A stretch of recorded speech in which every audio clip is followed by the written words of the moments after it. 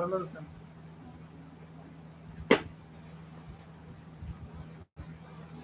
वहां से पढ़ना था।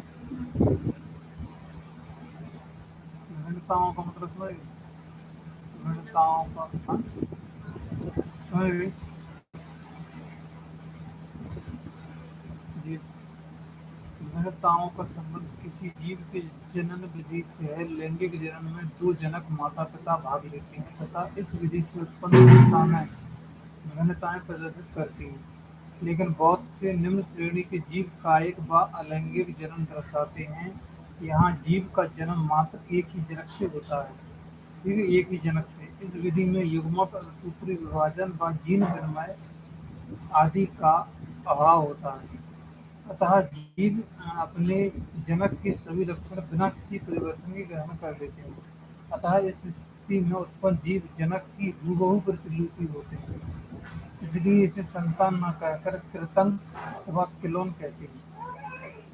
मतलब किलोन कहना अधिक उपयुक्त, मतलब सही है। अतः अलैंगिक जनन के फलस्वरूप बशर्ते कि वातावरणीय कारकों की कोई भूमिका न हो, उत्पन्न जीव में कोई महत्वपूर्ण भिन्नता उत्पन्न नहीं होती है। समझ गए मतलब? ग्रेगर जॉन मेंडल एवं उनका कार्य। मेंडल का जन्म 22 जुलाई सन 1822 में ऑस्ट्रिया के एक गांव में एक साधारण किसान के घर में हुआ था। ठीक है, 22 जुलाई 1822 को ऑस्ट्रिया, ऑस्ट्रिया है दूसरे देश में, तो वहाँ के एक गांव में एक साधारण किसान के घर में हुआ था। मेंडल ने स्नातक स्तर का अध्ययन 1840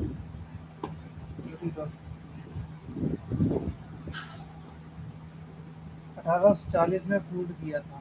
अक्टूबर 1843 में मेंडल ने ऑस्ट्रिया, वर्तमान में इस देश का नाम है चेकोस्लोवाकिया, की ब्रुन नामक नगर के मठ में पादरी के रूप में कार्य किया था। ठीक है, इसी चर्च में इन्हें चर्च की पदवी ग्रेगर से सुशोभित किया गया था। उन्होंने लिखा है, एक उपाधि है।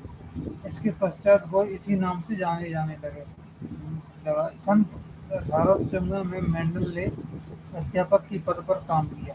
यहाँ उन्होंने लगातार 14 वर्षों तक कार्य किया। इसके साथ साथ उन्होंने यहीं पर 1856 से 1863 तक अपने सुविख्यात मटर के प्रयोग किए। उन्होंने मटर या पाइसम सटाइवम, मटर को बॉटनिकल नाम है पाइसम सटाइवम, की पौधों पर संकरण का कार्य किया तथा अपने प्रयोग के आधार पर कुछ नियमों को प्रस्तावित किए, जो 1866 में नेचुरल हिस्ट्री सोसाइटी ऑफ ब्रुन में प्रकाशित हुआ। क्वेश्चन आ जाए है, पाइसम सटाइवम के पौधों पर संकरण का कार्य किया तथा अपने प्रयोगों का आधार कुछ नियमों को प्रस्तावित किया। जो जो नियम मतलब मेंडल ने प्रस्तावित किए थे, वो कहाँ किए थे? तो उसका है नेचुरल हिस्ट्री सोसाइटी ऑफ ब्रुन, इसमें प्रकाशित हुए थे। ठीक है, लेकिन मेंडल द्वारा किए गए कार्य को उस समय के वैज्ञानिकों ने अधिक महत्व नहीं दिया। मेंडल अपने कार्य का कोई भी श्रेय प्राप्त किए बिना ही सन 1884 में स्वर्गवासी हो गए। मतलब बिना के जितने भी काम होते बिना कोई ने श्रेय नहीं दो उन्हें कि तुमने बहुत अच्छा काम करो, बाकी बाकी पहले ही खत्म हो गए। मेंडल के कार्यों को पुनः खोज, उनकी कार्य रहते थे जितने भी लिख रहे थे, जहाँ प्रकाशित हो गए थे, अब मैंने फिर दोबारा से खोज भाई। सन 1900 के लगभग 3 वैज्ञानिक, हॉलैंड के ह्यूगो डी ब्रीच, जर्मनी के कार्ल कारेंस एवं ऑस्ट्रिया के ईवी शारमार्क, ठीक है, ये 3 वैज्ञानिक हैं। इन्होंने मेंडल के कार्य को दोहराया, मतलब जो जो मेंडल ने कहे थे वे भी जिनने काम करो, और एक साथ किंतु स्वतंत्र रूप से प्रस्तुत किया। मतलब एक साथ किंतु स्वतंत्र रूप से, मतलब अलग अलग, तथा बताया कि मेंडल द्वारा किया गया कार्य पूर्णतया वैज्ञानिक तथा उसके परिणाम पूरी तरह से सत्य थे। ठीक है, इसके बाद ही मेंडल के कार्यों की प्रशंसा हुई तथा उन्हें महत्व दिया। एक साथ को मतलब भिन्न काम अलग अलग करो, तीनों वैज्ञानिक ने अलग अलग काम करो, एक ही पौधा को करो। फिर जब बताने की बारी है ना, तीनों ने एक संग बताओ, तो मतलब उनकी कार होती ना तो सही होते बता देते। इसलिए मेंडल के कार्य को उस समय मान्यता प्राप्त ना होने के निम्न कारण माने जाते थे। उस समय क्यों नहीं माना गया था, ठीक है, जब मेंडल ने सर्च करी तब, जिनकी बात नहीं, या कि पहले, ठीक है। उस समय कोशिका के बारे में ज्ञान अति कम था, मतलब कोशिका के बारे में जब तुम्हें पता नहीं है, और डीएनए कोशिका के अंदर रक्त केंद्रक में रहता, तुमने कैसे बता दो अनुवांशिकी, इस कारण से वह को खारिज कर दो। तो दूसरा, उस समय के प्रसिद्ध वैज्ञानिक मेंडल के प्रयोग से प्रभावित नहीं हुए, क्योंकि वे डार्विन के विकासवाद से अधिक प्रभावित थे तथा उसके द्वारा प्रकाशित प्रस्तुत जातियों की उत्पत्ति से उठे विवादों को सुलझाने में व्यस्त थे। अब जो डार्विनवाद है, डार्विन, एक डार्विन है, एक नव डार्विन है। इनका कहना ये है कि किसी इंसान में यदि आवश्यकता हुई है तो वहाँ में विकास हो जाए। मतलब जैसे हमें आवश्यकता है या हाथ से 5 किलोमीटर दूर सामान उठावेगी तो हमारा हाथ कितनी वृद्धि कर रहा है 5 किलोमीटर दूर तक। उन्हें उदाहरण देते जैसे जेब्रा है, जेब्रा, जेब्रा जैसे ऊपर घास ज्यादा खा, पेड़ पत्ती खा, तो बाकी दूर तक पहुंचने के अभाव में उसने अपनी गर्दन इतनी विकसित कर दी। जो मानते डार्विन बात, मतलब जैसे तुम काम करो ना वैसे तुम्हें अन्य विकसित हो जाए, लेकिन जो कुछ हद तक सही है लेकिन कुछ हद तक गलत है, ठीक है। इसमें उन्होंने उदाहरण एक मान के चलो जो भी था कि इंसान की पहले, मान के चलो इंसान की पहले पूंछ रहती थी, लेकिन पूंछ का कोई उपयोग नहीं हुआ, पूंछ का पहले उपयोग होता था, ठीक है।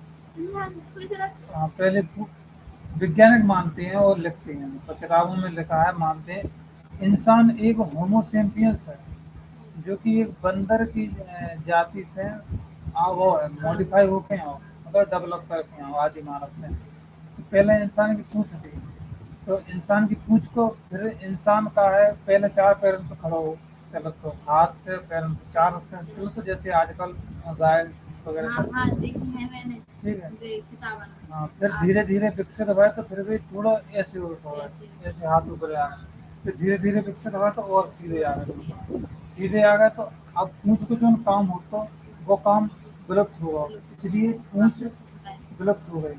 और दूसरी बात, इंसान के अंदर एक अपेंडिक्स वाला भाग रहता है बड़ी आंत में, सबसे लास्ट पर छोटी सी हिस्सा, तो वो अपेंडिक्स वाला भाग क्या करता था, सेल्यूलोज को पचाता था। सेल्यूलोज जो होता है पेड़ पौधों में, पेड़ पौधों का जो हरा रंग होता है क्लोरोप्लास्ट है, सेल्यूलोज है, जी खाता था पहले मानव, पत्तियां वगैरह, उसको पचाने के लिए अपेंडिक्स वाला भाग था। और जब ये चीजें खाओ बंद कर दी आदमी ने, पेड़ पौधे, तो फिर वो काम नहीं करते, वो कांड करना कर।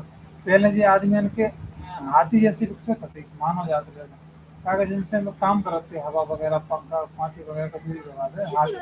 अब ये कहाँ एक अब्जेसियन के रूप में है, इनको कोई काम नहीं, कुछ काम है इनको, बस भाला माला पहना था आजकल की मॉर्निंग वगैरह, और यही काम है, और कुछ नहीं। मॉर्निंग मॉर्निंग के कान नहीं हटो, गलती कर रहे हो, और यही काम है। लेकिन इनका कोई व्यक्तिगत काम है, हाथ से अपन कोई चीज उठा ले, लेकिन काम से कुछ चीज ऐसे कर पा, ऐसा कुछ भी काम, बस बस वो कान से सुना था, लेकिन ये कान पहनना है इनसे नहीं सुना, कान जो अंदर का सिस्टम है बस सुना।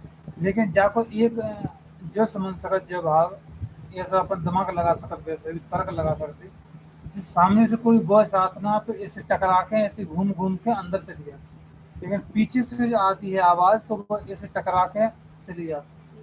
तो आगे की अपेक्षा पीछे से बोलेगा जो आदमी, तो वो कम सुनता है आगे की अपेक्षा, ऐसा नहीं बिल्कुल नहीं सुनता है, अपेक्षित कुछ कम, ठीक है।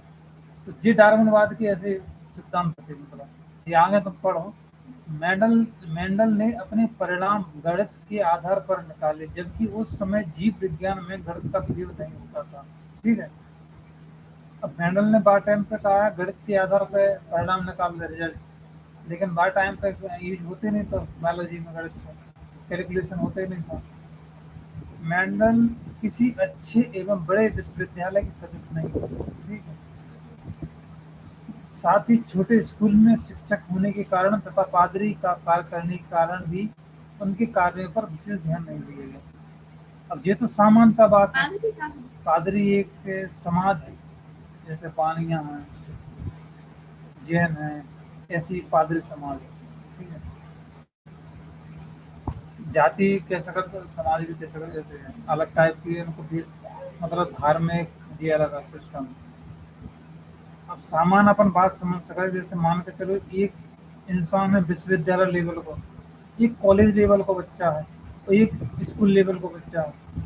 तो स्कूल लेवल के बच्चा कोई चीज की खोज कर दे और विश्वविद्यालय वाला बच्चा खोज कर दे, तो बात विश्वविद्यालय वाले बच्चे की मानी जाएगी, जबकि इसकी नहीं मानी जाएगी। क्योंकि नॉर्मली सोच ये है कि वो बड़े स्कूल में पढ़ो, इसलिए वहाँ में ज़्यादा ज्ञान है। लेकिन ये यही कारण, मतलब एक कारण जो भी रहा मेंडल को, कि जो छोटे गांव से थे, तो एक मात्र शिक्षक थे और बड़े विश्वविद्यालय से संबंध नहीं थे। ताकि साइंटिस्ट वगैरह तो पीएचडी बड़ी रिसर्च कर फेलोशिप वगैरह, तो फिर भी वैज्ञानिक रिसर्च में आया। अब ये नहीं आती, इसलिए इनको नहीं मानो। ठीक है। अब मेंडल की सफलता के मुख्य कारण, अब इनकी सफलता कैसे हुई, सफलता के मुख्य कारण क्या है? तो सफलता के मुख्य कारण में देखें तो मेंडल की सफलता का सबसे बड़ा कारण उसके द्वारा अपने पूर्ववर्ती वैज्ञानिकों की असफलता के कारणों का स्पष्ट एवं सही विश्लेषण था। ये बहुत बड़ी बात है। उसने क्या कहा कि अपने पूर्ववर्ती वैज्ञानिक, पूर्ववर्ती का मतलब पूर्ववर्ती अपने पुराने पहले के, पूर्ववर्ती, पूर्व माने पहला हो, वर्ती माने पूर्ववर्ती वैज्ञानिक, मतलब मेरे पहले के वैज्ञानिक की असफलता के कारण, इसने सफलताओं को नहीं देखा, असफलताओं को देखा। मतलब आदमी गलतियों से सीखता है, ना कि सफलताओं से सीखता है। जैसे तय गलती कर रहे, अगर मैं वही गलती दोहराऊं तो फिर क्या मतलब तुम नॉलेज ज्ञान। और अगर मैं तेरी गलती समझ रहा, तेने क्या गलती करी, तब तो मैं समझ, तेने कीचड़ में पैर रखा तो तेने कीचड़ में पैर चले होते। अब मुंह पत मैं फिर सोच समझ के धरूँ ना, कहूँ गड्ढा तो नहीं, लेकिन मैंने भी धर तो फिर क्या मतलब। इसलिए मेंडल ने अपने पूर्व के जो वैज्ञानिक है, जिनने जितनी भी गलतियां करी, उनको बढ़िया से विश्लेषण करो, तो फिर उनको सही करे पे कदम उठाना। ठीक है।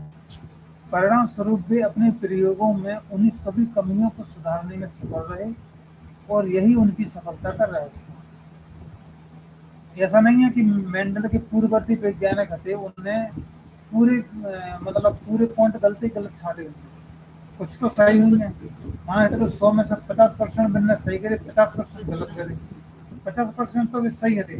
अब मेंडल ने मैंने को सर्च करके कहा, हाँ चलो ठीक है, ये तो सही है। अब मैंने गलत पे काम कर रहा, तो 50% तो मैंने की सफलता हो गई मेंडल की। अब मैंने उनकी गलत थे 50%, मैंने में और सफल हो गए, तो 100% सफल हो गए।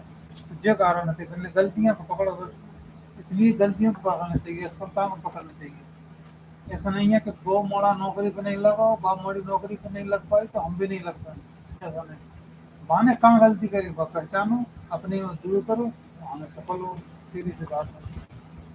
सफलता से, असफलताओं से आगे बढ़ना चाहिए, सफलताओं से प्रेरणा लेना चाहिए, असफलताओं से सीखना चाहिए। अब उनकी सफलता के मुख्य कारण निम्न है। उन्होंने एक समय में केवल एक ही लक्षण का अध्ययन किया, समझे, जबकि प्रत्येक लक्षण का व्यवहार निश्चित हो गया, तो उन्होंने दो लक्षणों को साथ साथ अध्ययन किया तथा बाद में तीन लक्षणों का अध्ययन किया। मतलब कि उन्होंने एक समय में एक लक्षण का अध्ययन किया, ठीक है, और जबकि और फिर बाकी बात, प्रत्येक लक्षण निश्चित हो गया, मतलब हाँ चलो ठीक है, कंफर्म है, ये तो होता ही। फिर वो व्यवहार में आ गो, मतलब अच्छा रटको हुआ है, व्यवहार में आ गो बाकी। फिर उसने दूसरे लक्षण के साथ अध्ययन किया उसी व्यवहार का, फिर दोनों व्यवहार में आ गए, फिर तीसरे का लक्षण का किया, तो तीनों समझ में आ गया बात के। अगर वो मान के चल तीनों लक्षण एक संग में ले ले, तो कंफ्यूजन की स्थिति बन जाती है। बाकी बाको डाटा वहां में, बाको डाटा वहां में, कुछ रिजल्ट में नहीं निकल पाता। इसलिए मैंने एक एक लक्षण देखो कि हाँ हाँ हाँ, फिर वो एक पूरा कर लो, अब पूरे जहन में उतार लो, हाँ बिल्कुल सही क्लियर। फिर दूसरे लक्षण को सही क्लियर निकालो, फिर दोनों को साथ साथ में करो, फिर तीसरा को साथ में करो, ऐसे चौथा पांचवा जितने भी लक्षण थे सबको फिर अध्ययन करो। ऐसा नहीं है कि सबको एक संग ले। जैसे तुम 5 सब्जेक्ट है तुम्हारे, फिजिक्स केमिस्ट्री बायोलॉजी।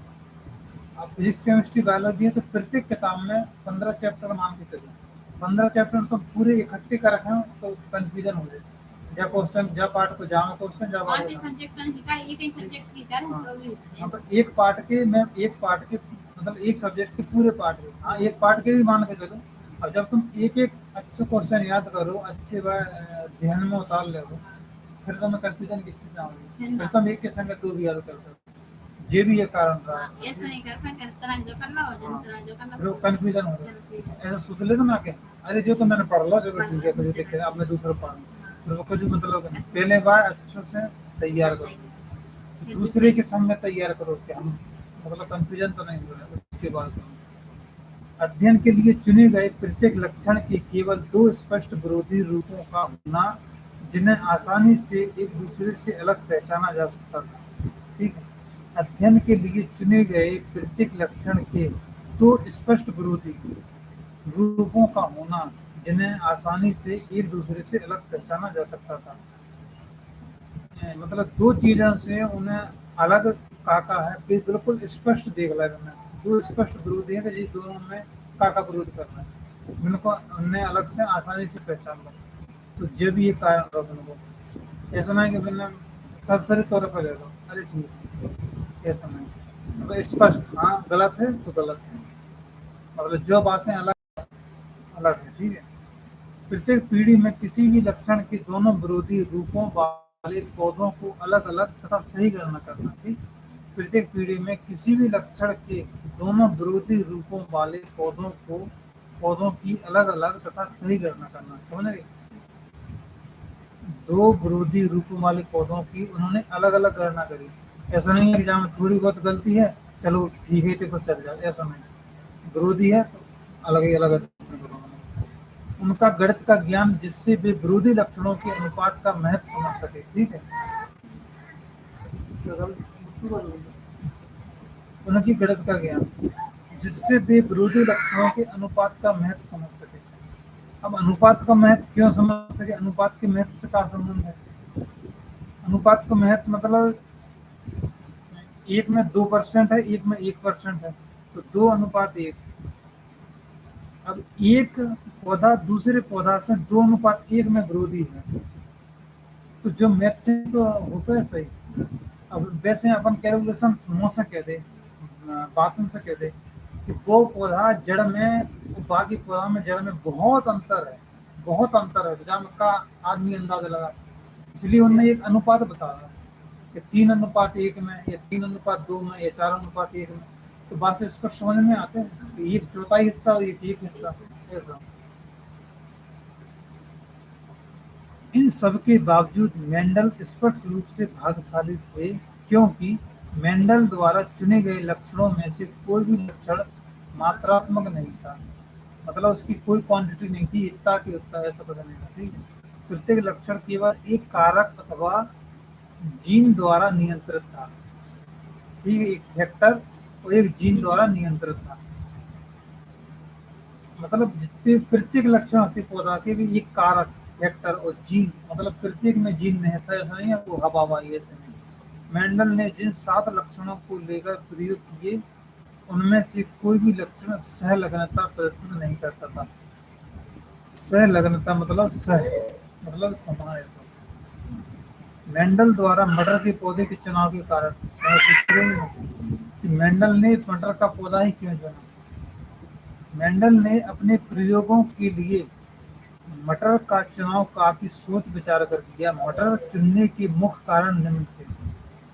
नंबर 1, इसे आसानी से उद्यान में उगाया जा सकता है। ठीक है, इसके लिए बड़ी वो नहीं चाहिए कि बड़ो खेत वगैरह, इसको नहीं चाहिए, आसानी से गमला वगैरह में उगा सकता है, छोटे से उद्यान में।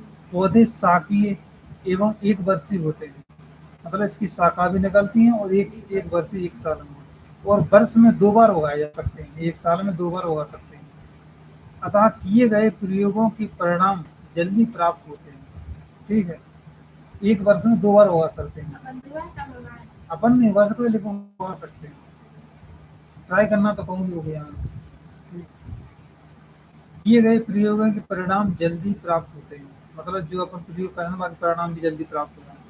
पौधे में स्पष्ट विपरीत विरोधी लक्षणों का पाया जाना, जिससे उन्हें आसानी से अलग अलग वर्गों में बांटा जा सके, मतलब जिस सब स्पष्ट नजर आ जाता हूँ।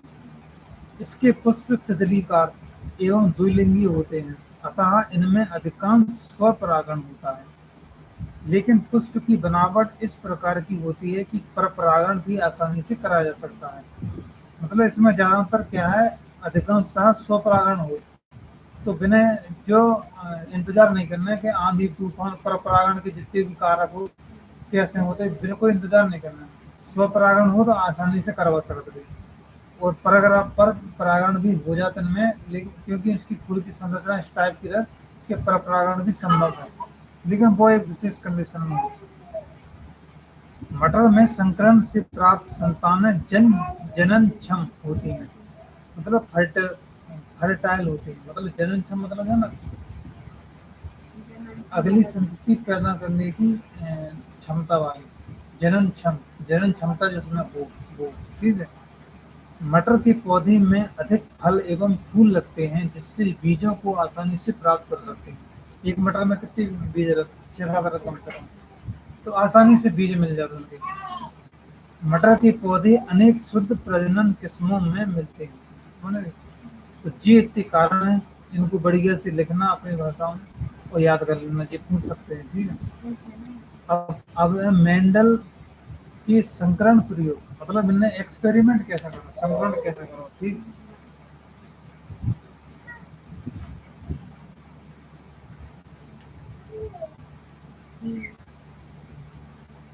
मेंडल ने अपने उद्यान में मटर की 34 किस्में उगाई थी, जिसमें 22 किस्मों को उसने अपने प्रयोगों के लिए चुना। ये किस्में एक दूसरे से एक या एक से अधिक लक्षणों में भिन्न थी। मेंडल ने कुल 7 लक्षणों की वंशागति का अध्ययन किया, कुल 7 वंशागति के लक्षण, केवल 7 लक्षण का अध्ययन किया, वंशागति वाली होती है, मतलब एक से दूसरे से। इनमें से प्रत्येक लक्षण के 2 वैकल्पिक अथवा विपर्यासी यानी कि विपरीत रूप थे। 2 वैकल्पिक मतलब जो नहीं तो जो नहीं, जो ना हो तो जो चल जाए। वो विपरीत को मतलब या उल्टो, बिल्कुल जस्ट अपोजिट, दिन नहीं आ रहा था ऐसा, ठीक है। अब जो क्वेश्चन है, जैसे 34 किस्में उगाई थी, उनमें से कितनी किस्मों का उपयोग किया था, तो 22 किस्मों का, ठीक है। उसमें से उन्होंने कितने वंशागत लक्षणों का अध्ययन किया था, 7 लक्षण। ये ऐसे क्वेश्चन बन सकते थे। हाँ, मेंडल ने पहले मटर के केवल एक लक्षण को ध्यान में रखकर अपना प्रयोग किया। मैंने इस प्रयोग द्वारा एक जीन की आनुवांशिक अध्ययन किया। एक जीन को तुमने अध्ययन करो, बाको आनुवांशिक अध्ययन करो, तो जा पीढ़ी से जा पीढ़ी में आ रहा हो, का चेंजेस लेके आ रहा हो के समान आ रहा हो, ऐसा कुछ। इसमें एक जोड़ा विपरीत गुणों को लेकर संकरण अथवा क्रॉस कराते हैं, ठीक। इसमें एक जोड़ा विपरीत गुणों को लेकर, एक में दूसरा गुण एक में दूसरा गुण, दोनों को संकरण करा, मतलब क्रॉस, जो मैंने कल बताया, जो है एक प्योरटाइल, मतलब प्योरटाइल मतलब जो एक समान है और जो अलग अलग छोटा टी है, ठीक है। अब जिनको संकरण हो, जैसे तो जामे से एक टी, जामे से एक टी, जामे से जी, ऐसे अब यहाँ से एक टी हो, यहाँ से एक टी हो, ठीक है। तो जो हाइब्रिड टेल हो, मतलब दोनों चीजें आ गई, जाके भी गुड़ आ गया, जामे जाके भी गुड़ आ गया, ठीक है। दोनों की गुड़ आ गए। अब जा को या अब जे वाले 2 ले रहे, ठीक है। एक टीटी मतलब जो जय संतति पैदा होगी, अब जय जैसे समान प्रकार की 2 और ले लें जी वाले, ठीक। अब जा में से एक टी कैपिटल टी आया, एक स्मॉल टी आया। अब जा में से भी एक कैपिटल टी आया, एक स्मॉल टी आया। अब जा में से कैपिटल टी आया, ठीक, और यहाँ से कैपिटल टी आया, टाल हो गई, मतलब टॉल हो गई, लंबाई, जो प्योर टाल हो गई, ठीक। अब जामे से कैपिटल टी आओ, जाम से स्मॉल टी आओ, ये होगा विपरीत वाले, हाइब्रिड वाले। अब जामे से एक टी आओ और जामे से कैपिटल टी आओ, तो वाली की स्थिति आ गई। और फिर जामे से एक टी आओ और जामे से भी एक टी आओ, तो बस जा वाली स्थिति हो गई। तो मतलब जामे टी है, मतलब कैपिटल टी और स्मॉल टी, ये दोनों या तो जी एक लंबे हुई हैं या फिर बौनी हुई हैं, मतलब जो टॉल लोग मतलब लंबे और जी बौने, ये पूरे मतलब लंबी पैदा हुई है। और जिनको पौधा हुई है ना, मटर को बीज निकाले जिनको, तो बाकी जितने भी पौधा होंगे भी सब लंबे होंगे, सब लंबे होंगे, तो जाके सब छोटे होंगे। लेकिन इनके कुछ लंबे भी हो सकेगा, कभी कुछ इनके भी ये सिस्टम का दोनों गुण है ना मामू। अब इनकी बात, अब जो हो सकती है, अब जा से कहा टोल मतलब लंबे ही निकाल रहे। अब जा से देख, जा से टोल भी निकल सकत, टोल भी निकल सकत, टोल भी निकल सकत और ड्रॉप भी निकल सकत। अब देख, अब इसमें सिस्टम आता है जीन का, यानी कि प्रभावी जीन। जो जो मतलब वैसे जीन हुई है ना, इसमें ज्यादा क्वालिटी है, वो प्रभावी जीन हो जाता है। प्रभावी जीन मतलब जैसे जो है कैपिटल टी है, तो यहाँ पर कैपिटल टी है, इसे प्रभावी जीन मानेंगे। तो प्रभावी जीन यदि आ गया ना, तो प्रभावी जीन के अनुसार पूरी चीज चलेंगी, ठीक है। और जैसे ये दोनों हैं, एक जो टी है तो स्मॉल टी है, जो माने चलो, जो मान के क्या जरूरत है भाई, जो प्रभावी है मतलब इफेक्टिव, जी प्रभावी नहीं है, ठीक है। अब जिनसे जो संतति आई, कैपिटल कैपिटल टी है, जो भी टाल है, और जो कैपिटल टी स्मॉल टी है, जो भी टाल है, जो भी ताल है, ये भी ड्रॉप है मतलब छोटा है। क्यों है ये बताओ, जी वाला क्यों है और जी वाला क्यों नहीं है? इसमें मतलब कैपिटल कैपिटल की मेरी समझ ये जो कैपिटल टी है, अब जा में टोल है, ये तो समझ में आ रहा है, लेकिन जा में भी टोल आ रहा है, इसमें क्यों आ रहा है, ये समझ में आना चाहिए। ये इसलिए आ रहा है क्योंकि इसमें कैपिटल टी है, तो सबसे प्रभावी जीन ये है, और ये प्रभावी जीन नहीं है। तो फिर इस मूर्ति में नहीं आया ना सर। हाँ तो हाँ, इसमें नहीं आए, लेकिन जब जो आ जाए ना प्रभावी जीन आ जाए ना, जो प्रभावी जीन आ जाता ना, तो अप्रभावी जीन के लक्षण बंद हो जाते, मतलब छुप जाते। इसलिए जहां पर भी यदि प्रभावी जीन आ गया ना, तो वहां पर दूसरे वाले अप्रभावी जीन को अपने लक्षण प्रदर्शित करना देगा, क्रॉस करना है। इसलिए यहाँ पर कैपिटल टी है, स्मॉल टी है, फिर भी लंबे पैदा हो रहे, ठीक है। जी यहाँ पर भी, अब यहाँ पर कैपिटल टी है, ठीक है, यहाँ पे भी जो जावाल थे, यहाँ पर भी कैपिटल टी है, यहाँ पे कैपिटल टी स्मॉल टी है, ये दोनों लाल टोल हैं, तो जी है कैपिटल स्मॉल टी, तो जे की दो स्थिति एक ऐसी बनाई जिनकी, ठीक है। अब जाकी इसकी हमेशा ड्रॉप, इसकी नहीं बन सकती है ऐसी स्थिति, जाके पौने पौधा होंगे, पौने पौधा पैदा होंगे, ठीक है, जो बीज की समझ गई। प्रभावी जीन और फिनोटाइप रेशियो और जीनोटाइप रेशियो, तुझे प्रभावी जीन ये आता हूँ आगे समझ देगा कहाँ पे, मैं तो ऐसा समझा दूँ।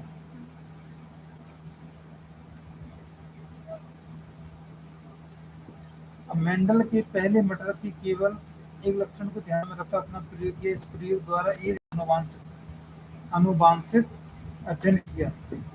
इसमें एक जोड़ा विपरीत गुणों को लेकर अथवा क्रॉस कराते हैं। इसके मेंडल ने विपरीत परंतु शुद्ध गुण वाले पौधों को एक साथ लेकर आए, उन्होंने मटर का एक विशुद्ध लंबा पौधा मतलब प्योर टॉल, पूरा लंबा पौधा सही तरीके से विकसित हो जाता, ठीक है।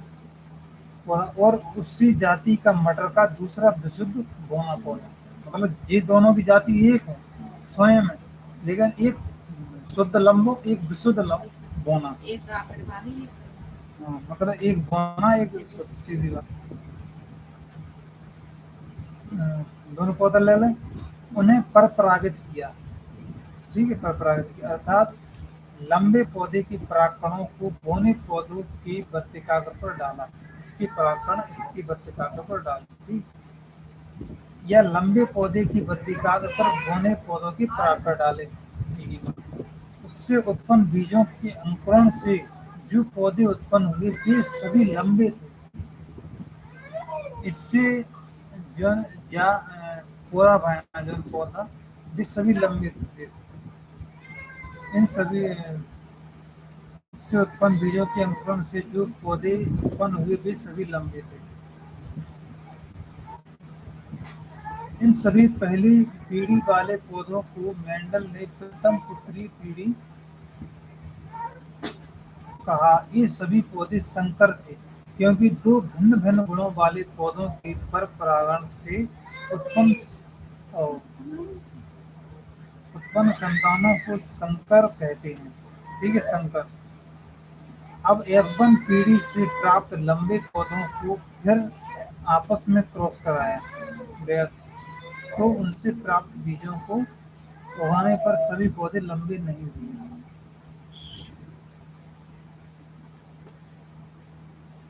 जैसे देख यहाँ पे लिखा है, इन सभी से पहली पीढ़ी यानी कि फर्स्ट जनरेशन ये है। फर्स्ट जनरेशन मतलब टीटी और टीटी दोनों टॉल हैं, ठीक है?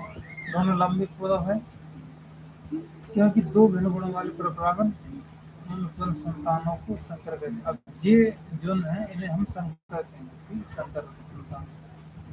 अब F1 पीढ़ी से प्राप्त लंबे पौधों को फिर क्रॉस बनाया। अब F1 पीढ़ी क्या है, या F1 पीढ़ी, अब जा को फिर से क्रॉस कराओ।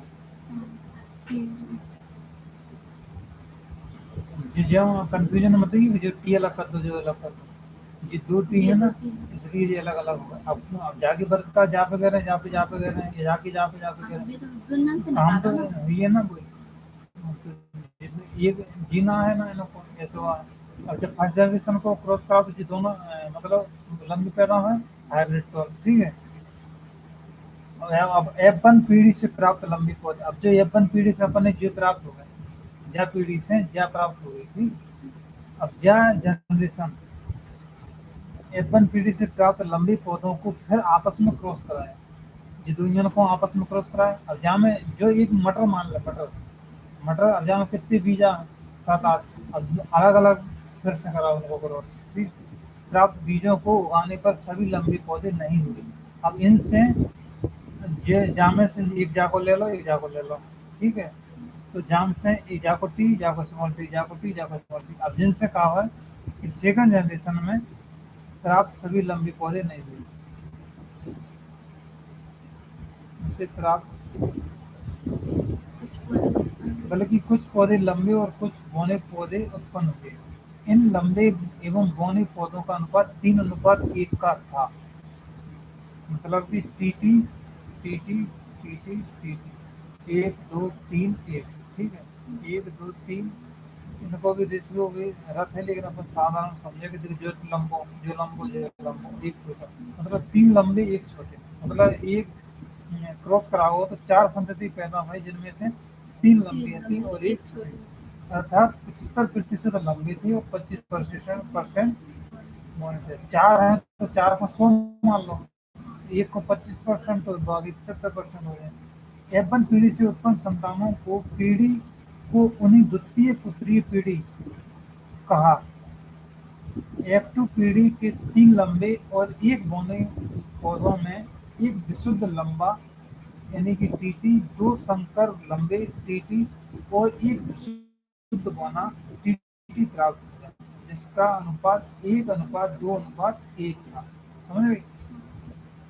एक विशुद्ध लंबा मतलब जे, और 2 संकर लंबे मतलब जे और जे, और एक विशुद्ध बौना जे, मतलब एक बिल्कुल प्योर शुद्ध लंबा, और फिर 2 संकर और फिर एक विशुद्ध बौना, जिनका अनुपात 1:2:1 में था। मतलब एक पूरा लंबा, एक पूरा बटर का पौधा पूरा लंबा।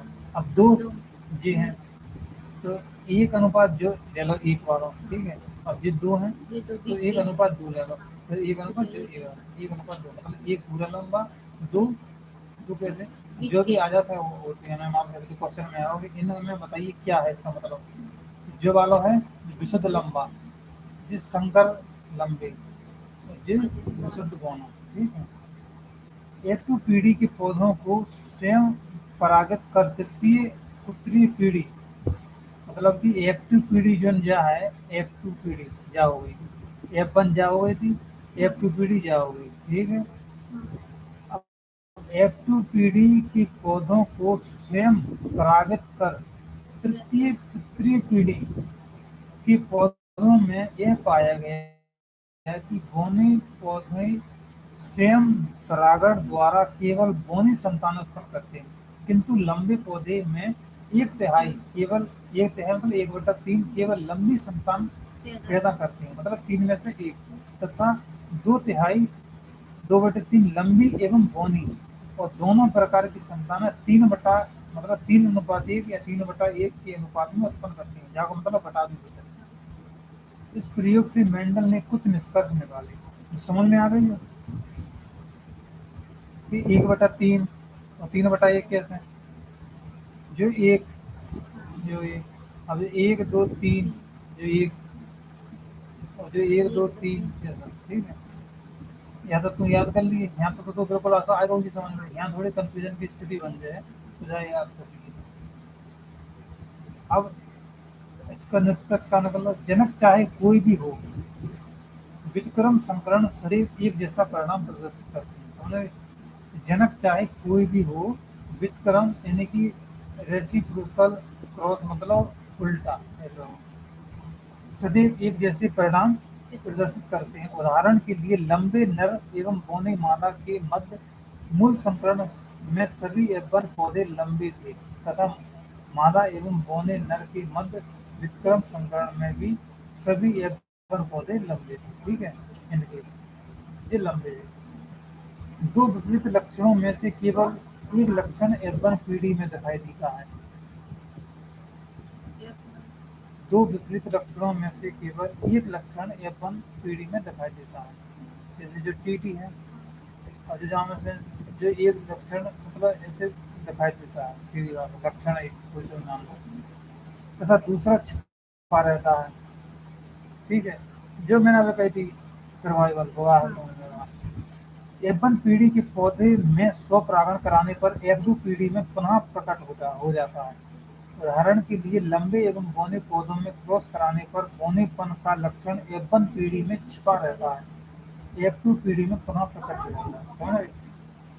जामे से बौने तो आए, लेकिन जाके बाद जामे तो लंबे आए, लेकिन जाके बाद जे आए तो जे लंबे माने गए हैं, लेकिन इनमें बौने के लक्षण छुपो है, ठीक है।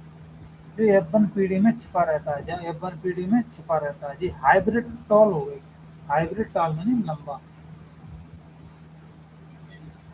सीधी सी बात ये समझ लो कि दो विपरीत लक्षणों में से केवल F1 पीढ़ी में दिखाई देता है, दूसरा छिपा रहता है। F1 पीढ़ी के दो पौधे स्वपरागण करा के F2 पीढ़ी में पुनः प्रकट हो जाते हैं। मतलब दो विपरीत चीजों को अपन ने क्रॉस कराया, तो उसके बाद जो संतति पैदा होगी वह अच्छी पैदा हुई सही तरीके से, मतलब प्रॉपर तैयार हुई जो पहले थी। लेकिन उसके बाद जो उनसे पैदा होकर बेबी पैदा कर रहे हैं, मतलब 2 मटर की पैदा अलग से कर रहे हैं, फिर उनको जो लक्षण छुप गए तो F1 पीढ़ी में वो फिर से उभर गया है, ठीक है, जो प्रकट हो जाता है F2 में। इस प्रयोग से यह पता चलता है कि बौनेपन का लक्षण F1 पीढ़ी में केवल छिपा रहता है, परंतु पूर्णतः लुप्त नहीं होता है, और F2 पीढ़ी में पुनः प्रकट हो जाता है। समझ गए, जहाँ मैं अपन ने देख रहा हूँ, लेकिन प्रकट नहीं किया। जे भी हाइब्रिड टॉल है, जे भी टॉल है जिनको, अब जिनको आपस में कराओ, फिर अपन ने F2 पीढ़ी में जे दिख गया अपने लक्षण, जो वहाँ लक्षण बना दिखा दो, जहाँ में एक तो बना प्रॉपर विशुद्ध दे दो टॉल, फिर जहाँ में छुप गो, लेकिन जहाँ में दे दो, इसलिए करके अनुपात में बदलाव बनते हैं, इसलिए होता है।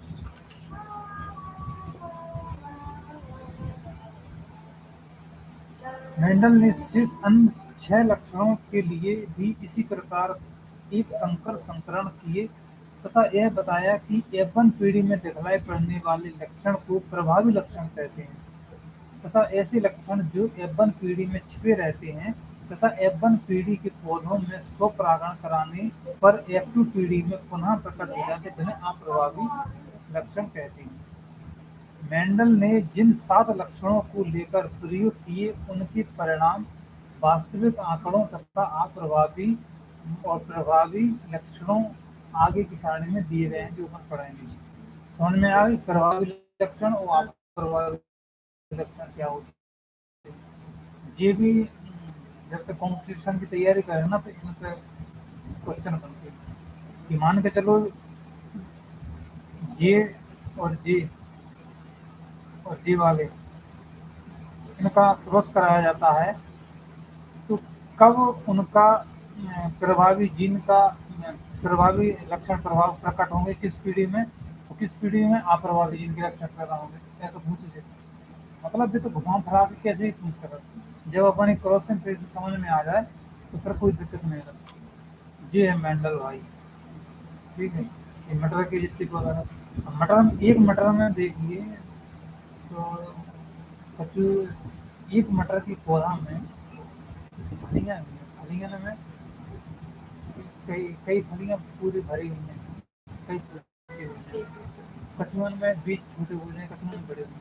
जी तो अलग लक्षण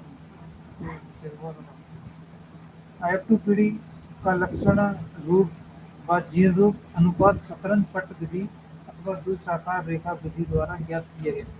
जी ऐसे मतलब जी वाली चीजें याद करना जरूरी है इसके बारे में। एक्टिव पीढ़ी का लक्षण रूप व जीन रूप अनुपात शतरंज पट्ट विधि यानी कि चेकर बोर्ड मेथड या अथवा द्विशाखा रेखा विधि द्वारा ज्ञात किए गए। क्वेश्चन में जो आया शतरंज पट्ट विधि का शतरंज पट्ट विधि का प्रयोग किस वैज्ञानिक ने किया था, तो इसने किया था, ऐसा क्वेश्चन आ जाता कॉम्पिटिशन में। शतरंज शतरंज पट्ट विधि किस प्रयोग से जुड़ी हुई है, मटर की पौधे ऐसा, और या फिर जीन अनुमानसिकता के नियम से, ऐसा कुछ भी हो सकता है। और जी है तो सब अनुमानसिकता के अंदर है ना, तो अब स्पष्ट स्पेशल मटर को पौधा भी नहीं कह सकता, जीन भी कह सकता, मटर को पौधा भी कह सकता, अनुमानसिक कह सकता, गुड़ भी कह सकता, कभी भी कह सकता। लेकिन एक कौन के हैं, ऐसा नहीं है सब मिक्स करके। तो अगर सब मिक्स करके भी कह रहे हैं तो उनमें जो सबसे टॉप है, मतलब सब में सबसे बड़ो है बाद है। जैसे मान लो फिर भी ना वो में बड़ी हम लोग सब दे रहे हैं, हाँ फिर हमें अगर ये ज़्यादा उपयुक्त से भी तो फिर वो उपयुक्त से भी प्रयोग से तो मानक चलो प्रयोग से भी नहीं दिया तो क्या करोगे। तो फिर जो सबसे मेन है ये हाँ सब आप अपन जो चैप्टर पढ़ रहे हैं वंशागति पढ़ रहे हैं, अब हम वंशागति वहाँ में आ जाए तो वंशागति के लक्षण चलाना देती रहती है, ये सब दिमाग लगाना पड़ा वहाँ पे।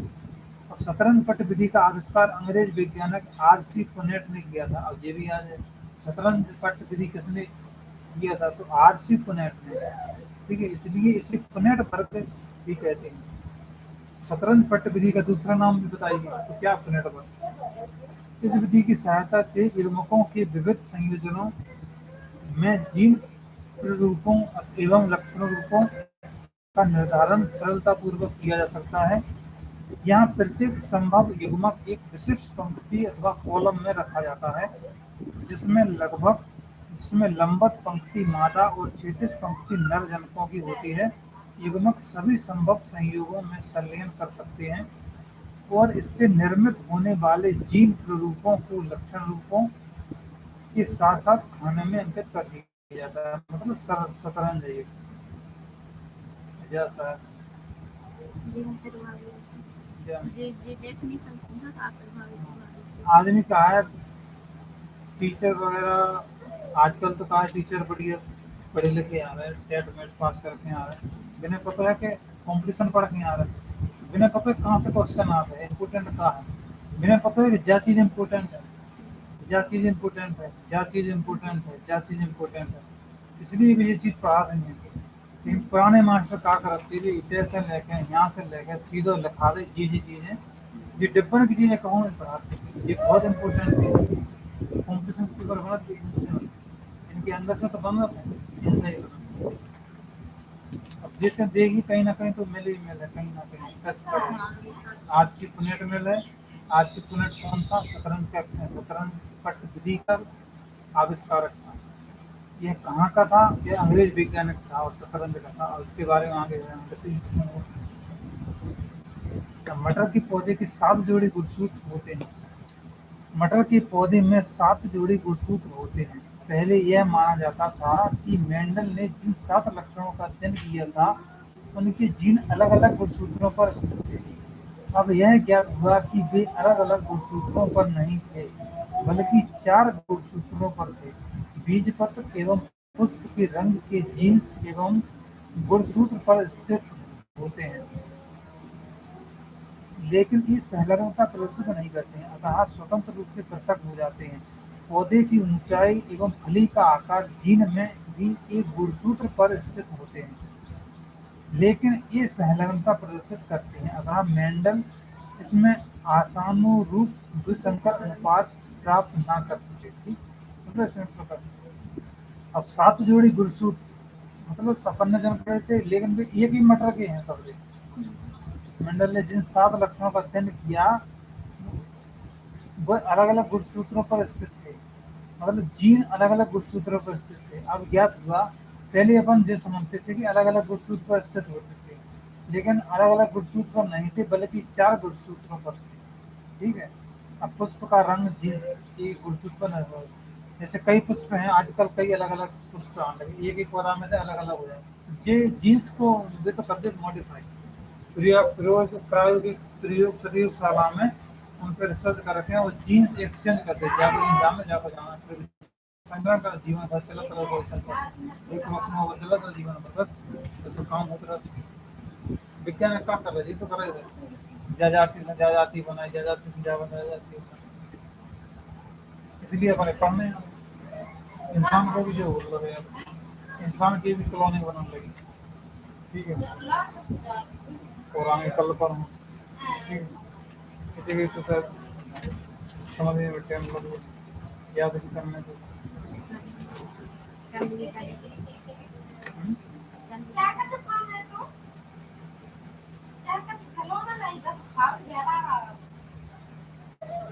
मिला